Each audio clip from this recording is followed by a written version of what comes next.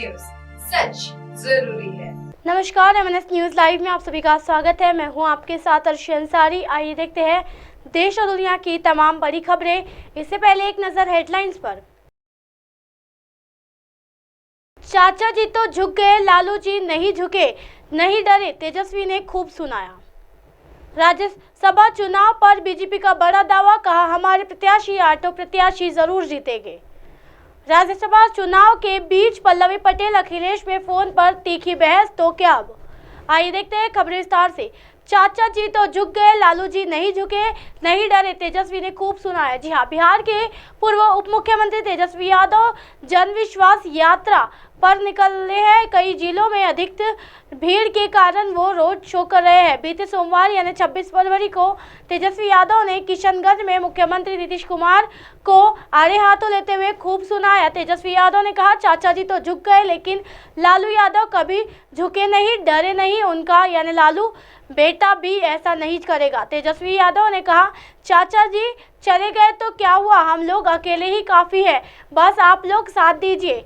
2020 का बिहार विधानसभा का चुनाव जब हुआ था तो हम लोगों तो सरकार बना लिए थे, लेकिन चंडीगढ़ में जो मेयर के चुनाव में बेईमानी हुई, उसी तरह की बेईमानी 2020 में यहाँ की गई थी, इसलिए हम लोग चुनाव जीतेंगे। तेजस्वी यादव ने कहा कि हमें 12, 15 या 100 वोटों से 10 से 15 सीटों पर हराया गया। आप सब जानते हैं कि उस समय नीतीश कुमार, बीजेपी उपेंद्र कुशवाहा, मुकेश सहनी, जीतन राम मांझी, वो सब लोग साथ थे। 30-30 हेलीकॉप्टर उड़ता था, अकेले हम लोगों का उड़ता था, फिर भी हम लोगों ने सरकार बना ली थी, इसलिए हम लोग चुनाव जीतेंगे। मुख्यमंत्री शपथ लेता है तो 5 साल सरकार चलाता है। जी हाँ, डिप्टी सीएम तेजस्वी यादव ने इतने पर ही नहीं रुके। तेजस्वी यादव ने यह भी कहा कि नीतीश कुमार को पलटने की आदत हो चुकी है।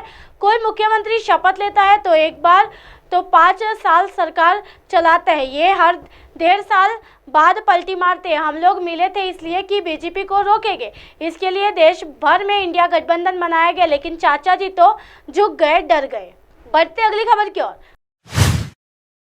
राज्यसभा चुनाव पर बीजेपी का बड़ा दावा, कहा हमारे प्रत्याशी ऑटो प्रत्याशी जरूर जीतेंगे। जी हाँ, राज्यसभा चुनाव को लेकर उत्तर प्रदेश के उप मुख्यमंत्री ब्रजेश पाठक और केशव प्रसाद मौर्य ने प्रतिक्रिया दी है। ब्रजेश पाठक ने कहा, भाजपा को सभी विधायकों का समर्थन और आशीर्वाद प्राप्त है, हमारे ऑटो प्रत्याशी जरूर जीतेंगे। वहीं केशव प्रसाद मौर्य का कहना है कि भाजपा के पास अपने बहुमत से ज्यादा नंबर है, समाजवादी पार्टी को तीसरे प्रत्याशी को खड़ा करने की जरूरत नहीं थी। राज्यसभा चुनाव में अखिलेश यादव का हाल किसियानी बिल्ली खंबा नोचे जैसा है। बढ़ते अगली खबर की ओर।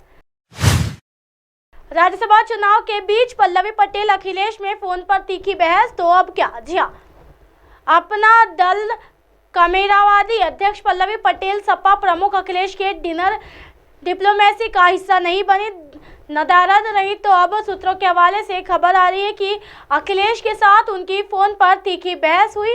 एंड राज्यसभा के लिए वोटिंग से पहले सपा में जंग छिड़ी हुई दिख रही है। पार्टी के 8 विधायक नदारद रहे तो सचेतक मनोज पांडे ने इस्तीफा ही सौंप दिया। कहा जा रहा है कि उन्होंने सनातन और राम मंदिर को लेकर सपा के रुख पर कड़ा एतराज जताया था। इस बीच सपा अध्यक्ष ने भाजपा पर इसका ठिकरा फोड़ा और सियासी मजबूरी का नाम भी दिया। इसी तरह के दिन भर की तमाम बड़ी खबरों से फिर कराऊंगी आपका रूबरू। तब तक के देखते रहिए एमएनएस न्यूज नेटवर्क। मेरे साथ यानी अर्शी अंसारी के साथ नमस्कार।